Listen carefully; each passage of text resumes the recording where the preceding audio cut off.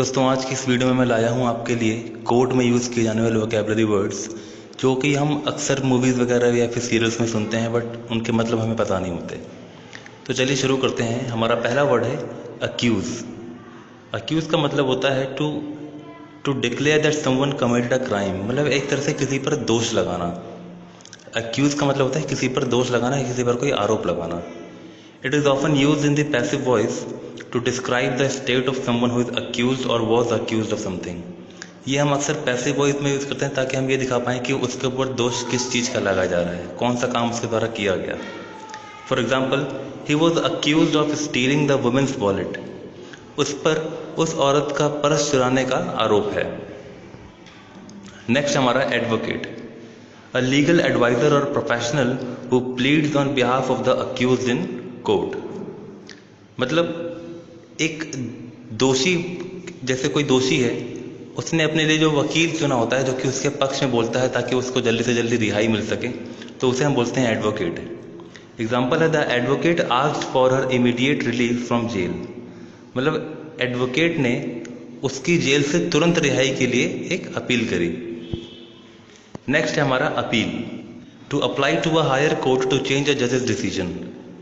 मतलब किसी बड़ी अदालत में जाकर किसी छोटी अदालत में किए गए फैसले के ऊपर फैसला करवाना। कि जैसे अगर आप किसी फैसले से मंजूरी नहीं रखते, सहमति नहीं रखते, तो आप उसके अगेंस्ट जाके या फिर आप उसी केस को दोबारा किसी बड़ी अदालत में जाके आप उसकी याचिका दायर कर सकते हैं। तो एग्जाम्पल है द जज decision is unreasonable, let's make an appeal. मतलब कि जज का जो डिसीजन था वो एकदम बेढंगा था या फिर एकदम सही नहीं था, तो चलो एक अपील करते हैं दूसरी कोर्ट में। नेक्स्ट है parole, the early release of someone from jail often for good behaviour before the end of their present sentence. अभी आपने देखा होगा अभी बीच में कई बार संजय दत्त जी पैरोल पे छूटे थे। इसका मतलब ये होता है कि किसी की सज़ा पूरी होने से पहले उसके अच्छे बर्ताव को देखकर उसको कुछ दिनों की दी जाने वाली जो छुट्टी होती है, थोड़ी दिनों की रिहाई। इसका मतलब ये नहीं कि उसके ऊपर वो क्राइम नहीं है, क्राइम रहेगा, चार्ज भी रहेगा, पर उसको कुछ दिनों तक अच्छे बर्ताव के कारण जो है छोड़ा जाता है, तो उसी को बोलते हैं पैरोल। एग्जाम्पल है he was granted parole 3 years before his actual present sentence would have ended.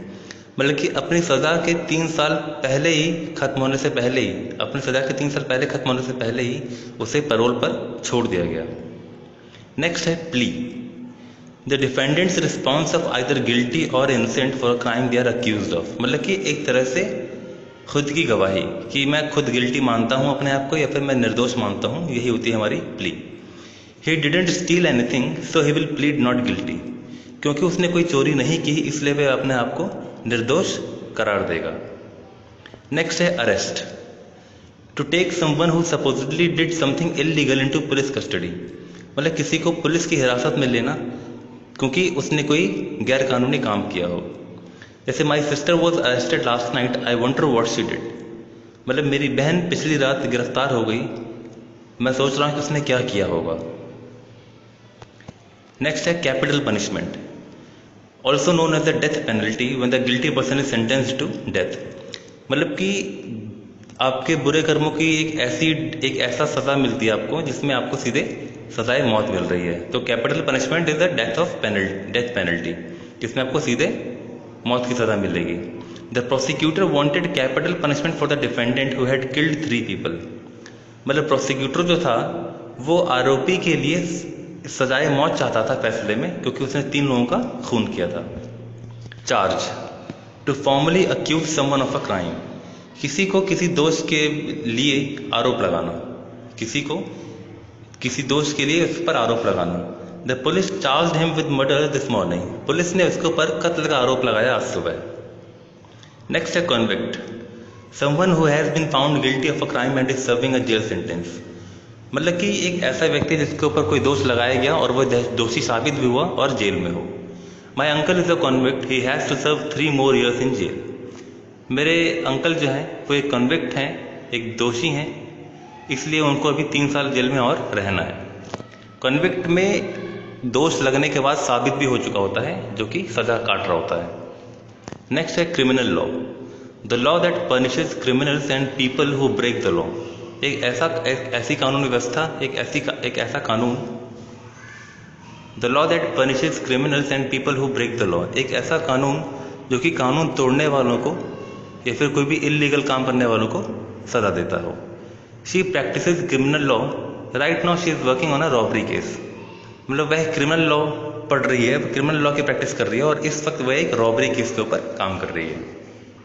Defendant, the person who has been accused of a crime. Defendant हम उस बंदे को कहते हैं जिसके ऊपर किसी क्राइम का आरोप जो है लगाया गया हो। जैसे the defendant is accused of stealing this woman's car, मतलब इसके ऊपर उस औरत की कार चुराने का आरोप हो, जिसके ऊपर हम आरोप लगाते हैं वो है defendant. Defence attorney, the lawyer who argues for the defendant. अब जैसे आपके ऊपर किसी ने आरोप लगा दिया तो आप अपने आप को निर्दोष साबित करने के लिए जो वकील हायर करते हैं उसे बोलते हैं डिफेंस अटॉर्नी, क्योंकि वो आपका डिफेंस कर रहा है। I am not going to jail, I have hired the best defence attorney in the city. मैं जेल नहीं जाऊंगा क्योंकि मैंने शहर का सबसे अच्छा वकील जो है, सबसे अच्छा डिफेंस अटॉर्नी जो है अपने लिए चुना है। जैसे बहुत अच्छे वकीलों में नाम आता है राम जेठमलानी जी का। नेक्स्ट है deposition, giving sworn evidence usually written और स्पोकन, मतलब एक तरह से कोई गवाही या सबूत जो है लिखित या फिर मौखिक तौर पर होती है। She gave her deposition last week, we will use it in court today. उसने पिछले हफ्ते अपना बयान दिया था और हम कोर्ट में आज उसका यूज करेंगे। Fine, an amount of money that you need to pay when you break a small law. कोई भी छोटा सा कानून या बड़ा सा कानून तोड़ने पर जब आपको भुगतान करना पड़ता है पैसों के रूप में, उसे बोलते हैं हम fine. I got a parking ticket and had to pay a fine, मतलब गलत पार्किंग की वजह से मुझ पर एक फाइन लगाया गया जो कि मुझे भरना पड़ा। Guilty, it describes a person who committed a crime after a criminal trial someone is found guilty और फाउंड इनोसेंट, मतलब कि it describes a person who committed a crime, एक ऐसा व्यक्ति जिसने क्राइम किया हो, उसके ऊपर कोई आरोप ना उसी ने किया हो, जो कि एक्चुअल दोषी होता है, उसी को हम बोलते हैं गिल्टी। और एक क्रिमिनल ट्रायल के बाद ही हम पता कर पाते हैं कि कोई गिल्टी है या फिर इनोसेंट है। एग्जाम्पल है, he was found guilty and we will have to go to jail. He was found guilty and will have to go to jail, क्योंकि वह दोषी पाया गया इसलिए अब उसको जेल जाना ही जाना पड़ेगा। Misdemeanour, illegal behavior that is not considered extremely serious, usually that guilty party is charged a fine। Misdemeanour एक छोटी मोटी, एक समझ लीजिए कि बदतमीजी, जो कि बहुत ज़्यादा सीरियस क्राइम नहीं होता, पर उसके लिए छोटा मोटा फाइन हमें फिर भी भरना पड़ता हो। जैसे अगर आप किसी पुलिस वाले से बदतमीजी से बात कर लें तो वो एक तरह का मिसडिमेनर है।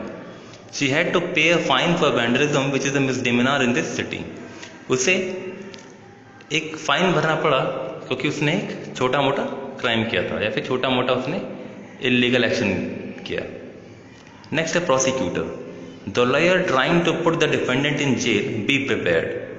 जैसे आपका कोई सामान चोरी हो गया और आपने किसी के ऊपर आरोप लगाया, तो आप जो वकील हायर करेंगे ताकि वो उसको दोषी साबित कर सके, तो उसे बोलते हैं हम prosecutor. The prosecutor will ask you many questions. जो हमारा वकील है, जो हमारा प्रोसिक्यूटर है, वो तुमसे बहुत सारे सवाल पूछेगा। क्यों? क्योंकि उसको तुम्हें दोषी साबित करना है, क्योंकि तुम्हें चोरी की है। स्यू, इस वर्ड है sue, to start legal procedures against someone in order to get compensation और पेमेंट फॉर डैमेजेस और रॉन्ग डूइंग। किसी ने आपके साथ जो गलत व्यवहार किया हो या फिर आपका जो नुकसान किया हो, तो उसके खिलाफ एक लीगल प्रोसीजर जो आप चालू करते हैं ताकि वो उसकी भरपाई कर सके, ताकि उसको पता चले कि उसने क्या गलत किया। तो after he got injured he decided to sue his boss over the unsafe work environment, मतलब अपने वर्क प्लेस पे उसको चोट लग जाने की वजह से उसने अपने बॉस को सू करने की ठानी, क्योंकि अगर वहाँ पे सुविधाएं सही रहती तो वो वैसा नहीं हो पाता, पर सुविधाएं गलत थी या फिर बेढंगी थी, इसलिए उसको चोट लगी और अब वो अपने बॉस को सू करेगा। टेस्टिमनी, अ रिटन और spoken statement about the crime और ऑफेंस। टेस्टिमनी एक तरह से समझ लीजिए बयान, चाहे वो लिखित तौर पे हो चाहे वो मौखिक तौर पे हो। He gave his testimony to support the defendant's innocence. उसने अपनी गवाही देके आरोपी को बरी करा दिया, मतलब गलत आरोप था जिसके ऊपर, उसके ऊपर सही बयान देके उसने उसको निर्दोष साबित करके छुड़ा लिया। Warrant, an official document instructing the police to arrest someone.